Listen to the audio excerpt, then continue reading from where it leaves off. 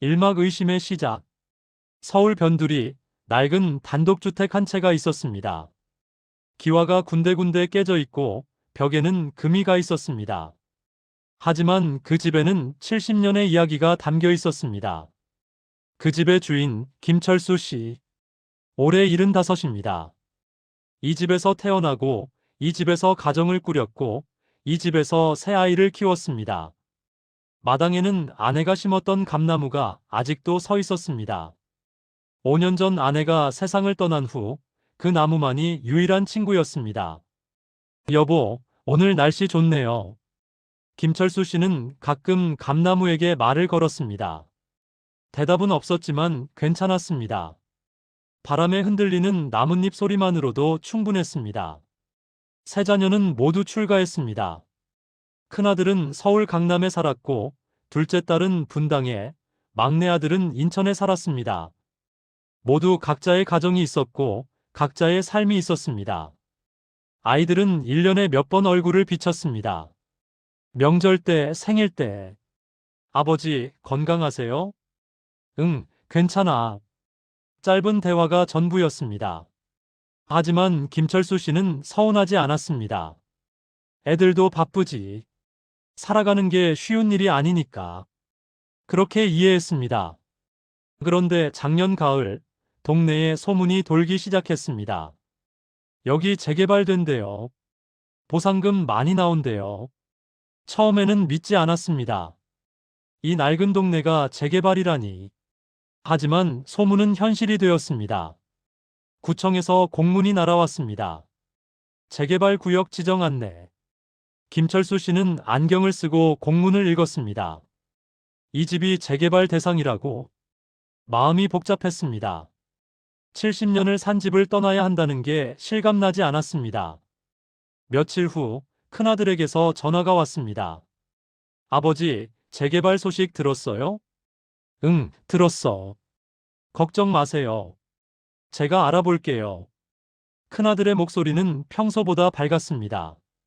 둘째 딸도 전화를 했습니다. 아버지, 혼자 계시기 힘드시죠? 괜찮아. 제가 주말에 갈게요. 같이 이야기해요. 막내 아들도 연락을 했습니다. 아버지, 서류 정리 같은 거 도와드릴까요? 김철수 씨는 조금 놀랐습니다. 아이들이 이렇게 자주 연락하는 건 오랜만이었습니다.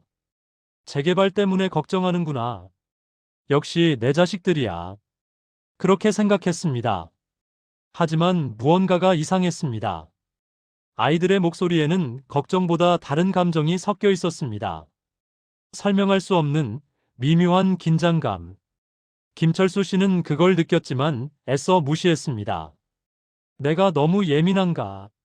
하지만 그 느낌은 점점 커져갔습니다. 이막 관찰. 한 달 후 재개발 설명회가 열렸습니다. 김철수 씨는 동네 주민들과 함께 설명회장에 갔습니다. 큰아들이 함께 갔습니다. 아버지, 제가 같이 들어드릴게요. 설명회에서 담당자가 말했습니다. 이 구역은 평균 보상금이 약 30억에서 50억 정도입니다. 회장이 술렁였습니다. 30억? 50억? 사람들의 눈빛이 변했습니다. 김철수 씨도 놀랐습니다. 이 낡은 집이 그만한 가치가 있다고. 옆에 있던 큰아들의 표정도 달라졌습니다. 설명회가 끝나고 큰아들이 말했습니다. 아버지, 생각보다 많이 나오네요. 그러게. 나중에 이 돈 어떻게 쓸지 가족끼리 상의해야겠어요. 김철수 씨는 고개를 끄덕였습니다. 하지만 마음 한구석이 불편했습니다. 상의? 왜 상의를 해야 하지?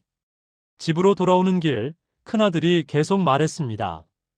아버지, 이 돈으로 좋은 아파트 사시고 나머지는 저희한테 좀 나눠주시면. 나눠준다고? 네, 저희도 애들 교육비도 많이 들고 집도 바꾸고 싶고 그래서요. 김철수 씨는 대답하지 않았습니다. 그냥 창밖을 바라봤습니다. 다음 주 둘째 딸이 찾아왔습니다. 손에는 부동산 전단지가 가득했습니다. 아버지, 여기 좀 보세요. 이 아파트 괜찮을 것 같아요. 이건 뭐야? 아버지 새로 사실 집이요. 전 이 정도면 적당할 것 같아요. 전단지를 보니 중소형 아파트였습니다. 가격은 10억 정도. 나머지는 어떻게 하고? 김철수 씨가 물었습니다. 둘째 딸이 잠시 망설이다 말했습니다. 나머지는 저희한테 상속해 주시면 안 될까요? 상속? 네, 아버지 혼자 쓰시기엔 많잖아요. 김철수 씨는 아무 말도 하지 않았습니다. 그냥 차를 한 모금 마셨습니다. 둘째 딸은 계속 말했습니다. 저희도 사실 빚이 좀 있어요. 이번 기회에 정리하고 싶어서요. 김철수 씨는 고개를 끄덕였습니다. 하지만 표정은 굳어 있었습니다. 며칠 후 막내 아들도 찾아왔습니다. 아버지, 보상금 받으면 법무사 통해서 명예 정리해야 돼요. 왜? 세금도 아껴야 하고 나중에 상속할 때도 편하고요. 막내 아들은 서류를 꺼냈습니다. 이거 한번 읽어보세요. 서류에는 증여, 상속, 명예, 이전 같은 단어들이 가득했습니다. 김철수 씨는 서류를 보다가 물었습니다. 이거 왜 지금 해야 하는데? 미리 준비하는 게 좋잖아요. 보상금도 아직 안 나왔는데? 그래도 미리. 김철수 씨는 서류를 내려놓았습니다. 나중에 생각해 볼게.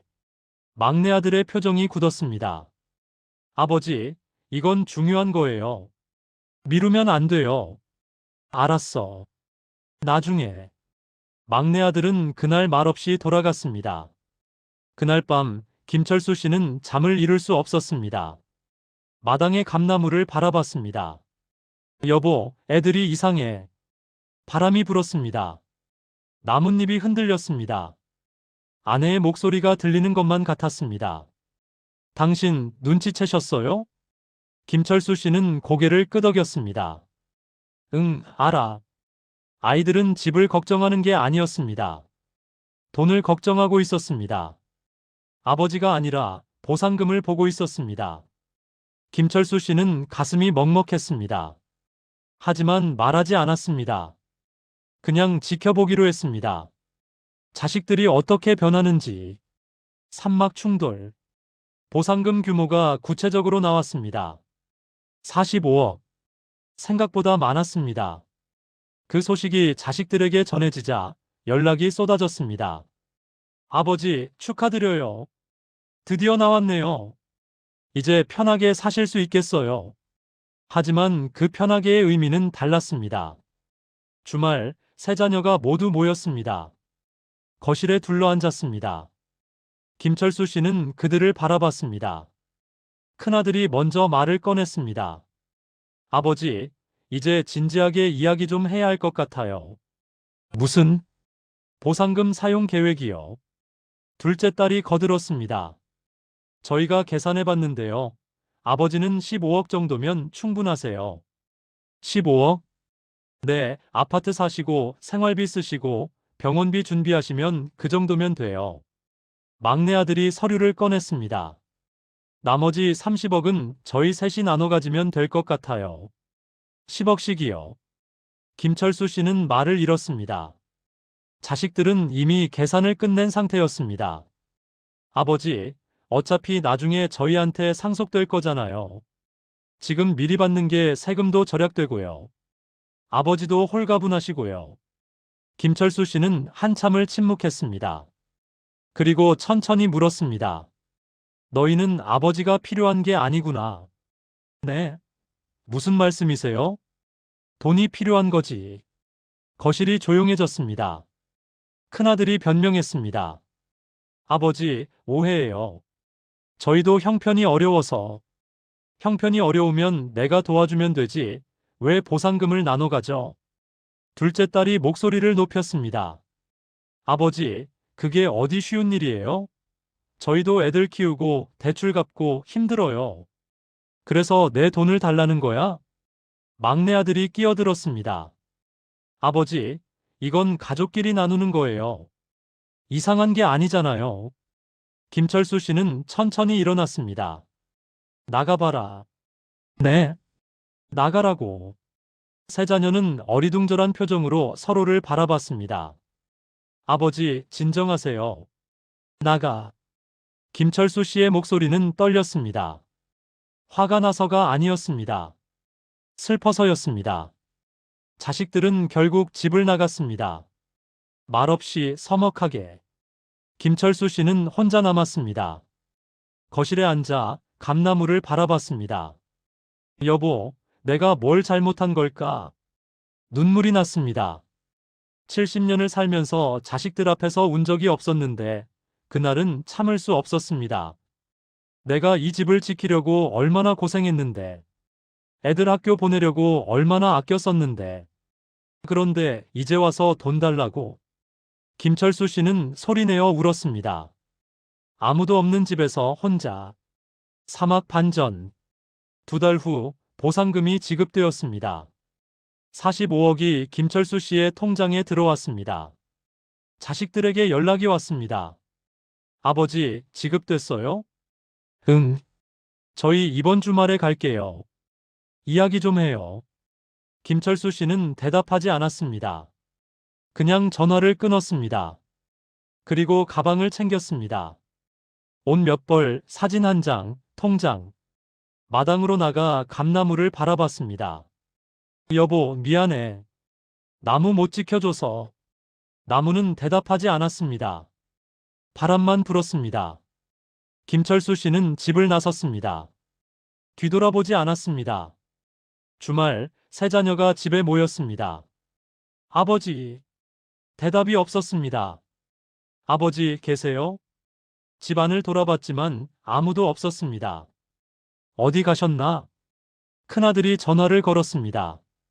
연결되지 않았습니다. 둘째 딸이 이웃집에 물었습니다. 아버지 어디 가신 거 보셨어요? 모르겠는데요. 며칠 전부터 안 보이던데. 막내 아들이 집안을 뒤졌습니다. 옷이 없어. 뭐? 아버지 옷이 다 없어요. 세 자녀는 서로를 바라봤습니다.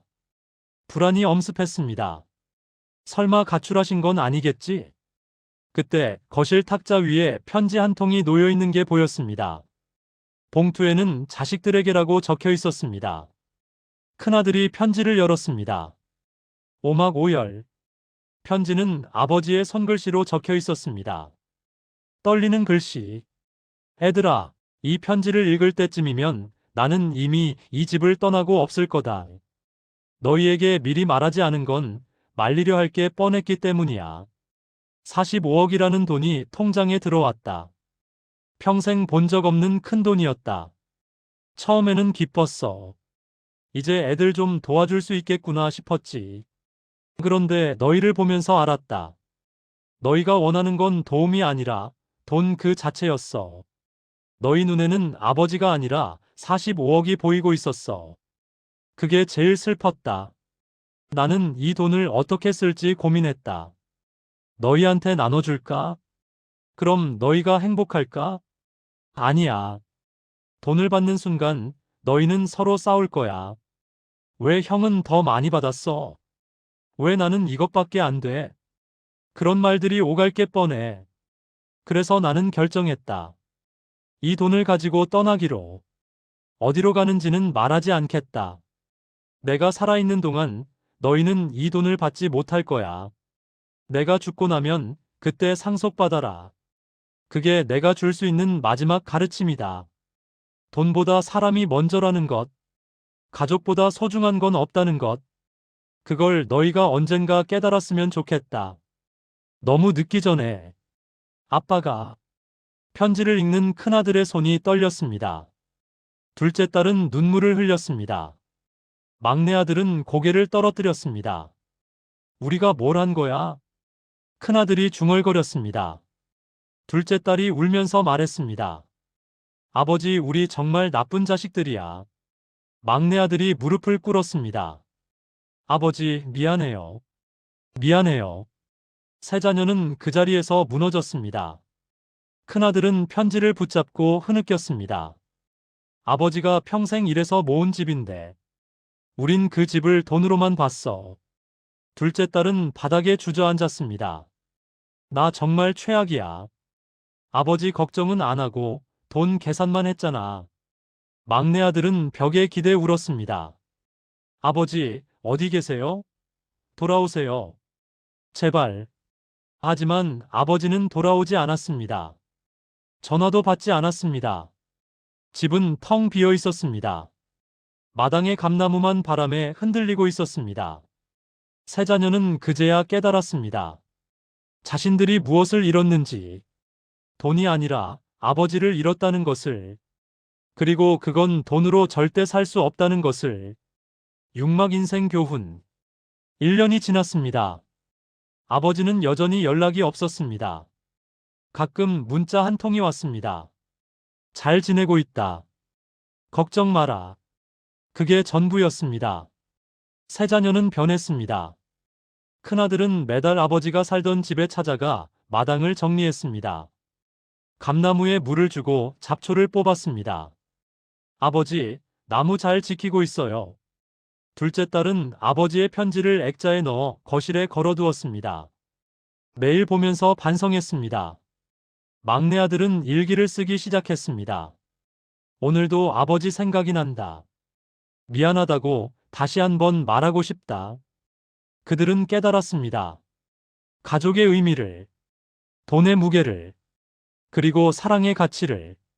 어느 날 큰아들에게 전화가 왔습니다. 모르는 번호였습니다. 여보세요? 나다. 아버지의 목소리였습니다. 큰아들은 얼어붙었습니다. 아버지, 잘 지내니? 아버지, 어디 계세요? 지금 갈게요. 아니다. 나는 괜찮아. 아버지, 미안해요. 정말 미안해요. 김철수 씨는 잠시 침묵했습니다. 너희가 변한 거 아빠가 다 알아. 감나무도 잘 돌보고 있고 집도 지키고 있지. 큰아들은 울먹였습니다. 네, 아버지. 매주 가고 있어요. 그래. 고맙다. 아버지, 돌아오세요. 제발. 김철수 씨는 작은 한숨을 쉬었습니다. 언젠가 돌아갈게. 아직은 아니야. 왜요? 너희가 완전히 깨달을 때까지. 깨닫다니요? 돈이 아니라 사람이 소중하다는 걸. 아버지. 애들아, 아빠는 너희가 행복하면 돼. 돈 많이 가진 게 행복이 아니야. 진짜 가족이 곁에 있는 게 행복이야. 그걸 알았으면 좋겠어. 큰아들은 눈물을 흘렸습니다. 네, 아버지. 알았어요. 고맙다. 전화가 끊어졌습니다. 큰아들은 한참을 그 자리에 서 있었습니다. 전화기를 쥔 채로. 그날 세 자녀는 다시 아버지의 집에 모였습니다. 마당에 둘러앉았습니다. 감나무 아래에서 우리 아버지 찾지 말자. 큰아들이 말했습니다. 네. 아버지가 원하시는 대로 하자. 기다리자. 둘째 딸이 고개를 끄덕였습니다. 그래. 아버지가 돌아오실 때까지. 막내 아들도 동의했습니다. 대신 우리 변하자. 진짜로. 세 사람은 약속했습니다. 더 이상 돈으로 가족을 재지 않기로. 더 이상 계산하지 않기로. 그리고 아버지가 돌아오실 때까지 이 집을 지키기로. 바람이 불었습니다. 감나무가 흔들렸습니다. 마치 아버지가 웃고 있는 것 같았습니다. 세상에는 값을 매길 수 없는 것들이 있습니다. 가족의 사랑, 부모의 헌신, 자식의 효심. 그것들은 돈으로 살 수 없습니다. 오히려 돈이 그것들을 망칠 수 있습니다. 재개발 보상금이라는 큰돈 앞에서 한 가족이 흔들렸습니다. 하지만 그 흔들림 속에서 그들은 배웠습니다. 진짜 소중한 게 무엇인지. 돈은 언제든 벌 수 있습니다. 하지만 사람은 한 번 잃으면 돌아오지 않습니다. 특히 부모님은. 여러분께 묻습니다. 당신은 부모님을 보고 계십니까? 아니면 부모님이 가진 무언가를 보고 계십니까? 그 차이를 아는 게 중요합니다. 너무 늦기 전에. 김철수 씨는 어디선가 잘 살고 있을 겁니다. 언젠가 돌아올 겁니다. 자식들이 진짜 깨달았을 때. 그때 그 집은 다시 완전해질 겁니다. 돈이 아니라 사랑으로. 산막 충돌. 보상금 규모가 구체적으로 나왔습니다. 45억. 생각보다 많았습니다. 그 소식이 자식들에게 전해지자 연락이 쏟아졌습니다. 아버지, 축하드려요. 드디어 나왔네요. 이제 편하게 사실 수 있겠어요. 하지만 그 편하게의 의미는 달랐습니다. 주말, 세 자녀가 모두 모였습니다. 거실에 둘러앉았습니다. 김철수 씨는 그들을 바라봤습니다. 큰아들이 먼저 말을 꺼냈습니다. 아버지, 이제 진지하게 이야기 좀 해야 할 것 같아요. 무슨? 보상금 사용 계획이요. 둘째 딸이 거들었습니다. 저희가 계산해 봤는데요. 아버지는 15억 정도면 충분하세요. 15억? 네, 아파트 사시고 생활비 쓰시고 병원비 준비하시면 그 정도면 돼요. 막내 아들이 서류를 꺼냈습니다. 나머지 30억은 저희 셋이 나눠 가지면 될 것 같아요. 10억씩이요. 김철수 씨는 말을 잃었습니다. 자식들은 이미 계산을 끝낸 상태였습니다. 아버지, 어차피 나중에 저희한테 상속될 거잖아요. 지금 미리 받는 게 세금도 절약되고요. 아버지도 홀가분하시고요. 김철수 씨는 한참을 침묵했습니다. 그리고 천천히 물었습니다. 너희는 아버지가 필요한 게 아니구나. 네? 무슨 말씀이세요? 돈이 필요한 거지. 거실이 조용해졌습니다. 큰아들이 변명했습니다. 아버지, 오해예요. 저희도 형편이 어려워서. 형편이 어려우면 내가 도와주면 되지. 왜 보상금을 나눠 가져? 둘째 딸이 목소리를 높였습니다. 아버지, 그게 어디 쉬운 일이에요? 저희도 애들 키우고 대출 갚고 힘들어요. 그래서 내 돈을 달라는 거야? 막내 아들이 끼어들었습니다. 아버지, 이건 가족끼리 나누는 거예요. 이상한 게 아니잖아요. 김철수 씨는 천천히 일어났습니다. 나가봐라. 네, 나가라고. 세 자녀는 어리둥절한 표정으로 서로를 바라봤습니다. 아버지, 진정하세요. 나가. 김철수 씨의 목소리는 떨렸습니다. 화가 나서가 아니었습니다. 슬퍼서였습니다. 자식들은 결국 집을 나갔습니다. 말없이 서먹하게. 김철수 씨는 혼자 남았습니다. 거실에 앉아 감나무를 바라봤습니다. 여보, 내가 뭘 잘못한 걸까? 눈물이 났습니다. 70년을 살면서 자식들 앞에서 운 적이 없었는데 그날은 참을 수 없었습니다. 내가 이 집을 지키려고 얼마나 고생했는데, 애들 학교 보내려고 얼마나 아껴 썼는데, 그런데 이제 와서 돈 달라고. 김철수 씨는 소리내어 울었습니다. 아무도 없는 집에서 혼자. 사막 반전. 2달 후 보상금이 지급되었습니다. 45억이 김철수 씨의 통장에 들어왔습니다. 자식들에게 연락이 왔습니다. 아버지, 지급됐어요? 응. 저희 이번 주말에 갈게요. 이야기 좀 해요. 김철수 씨는 대답하지 않았습니다. 그냥 전화를 끊었습니다. 그리고 가방을 챙겼습니다. 옷 몇 벌, 사진 한 장, 통장. 마당으로 나가 감나무를 바라봤습니다. 여보, 미안해. 나무 못 지켜줘서. 나무는 대답하지 않았습니다. 바람만 불었습니다. 김철수 씨는 집을 나섰습니다. 뒤돌아보지 않았습니다. 주말, 세 자녀가 집에 모였습니다. 아버지. 대답이 없었습니다. 아버지, 계세요? 집안을 돌아봤지만 아무도 없었습니다. 어디 가셨나? 큰아들이 전화를 걸었습니다. 연결되지 않았습니다. 둘째 딸이 이웃집에 물었습니다. 아버지 어디 가신 거 보셨어요? 모르겠는데요. 며칠 전부터 안 보이던데. 막내 아들이 집안을 뒤졌습니다. 옷이 없어. 뭐? 아버지 옷이 다 없어요. 세 자녀는 서로를 바라봤습니다. 불안이 엄습했습니다. 설마 가출하신 건 아니겠지?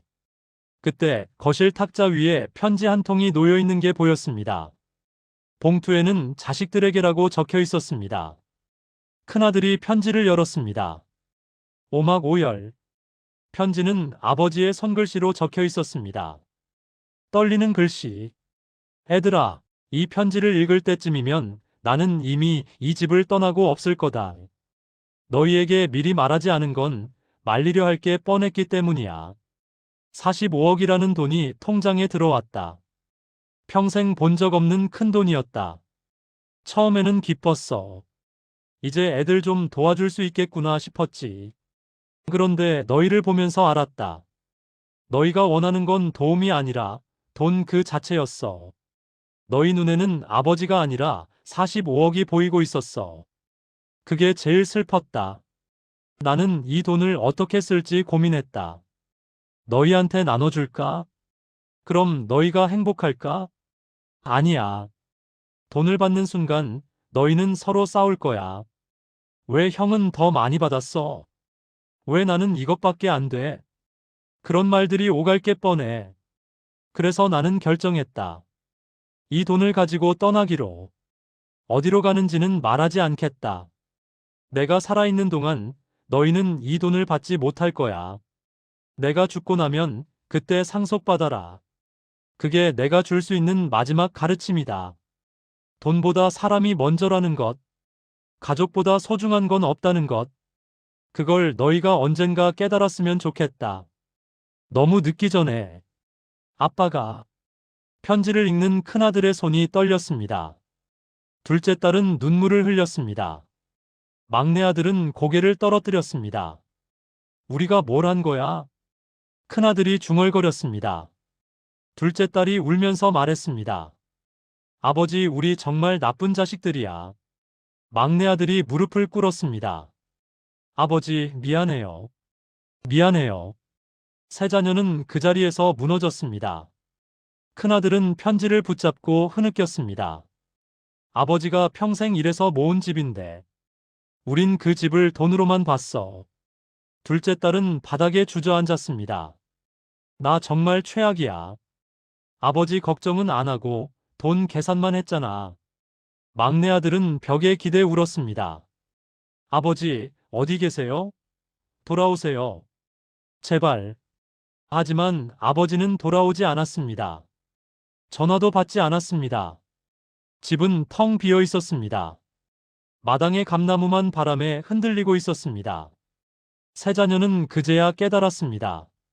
자신들이 무엇을 잃었는지, 돈이 아니라 아버지를 잃었다는 것을, 그리고 그건 돈으로 절대 살 수 없다는 것을. 육막 인생 교훈. 1년이 지났습니다. 아버지는 여전히 연락이 없었습니다. 가끔 문자 한 통이 왔습니다. 잘 지내고 있다. 걱정 마라. 그게 전부였습니다. 세 자녀는 변했습니다. 큰아들은 매달 아버지가 살던 집에 찾아가 마당을 정리했습니다. 감나무에 물을 주고 잡초를 뽑았습니다. 아버지, 나무 잘 지키고 있어요. 둘째 딸은 아버지의 편지를 액자에 넣어 거실에 걸어두었습니다. 매일 보면서 반성했습니다. 막내 아들은 일기를 쓰기 시작했습니다. 오늘도 아버지 생각이 난다. 미안하다고 다시 한번 말하고 싶다. 그들은 깨달았습니다. 가족의 의미를, 돈의 무게를, 그리고 사랑의 가치를.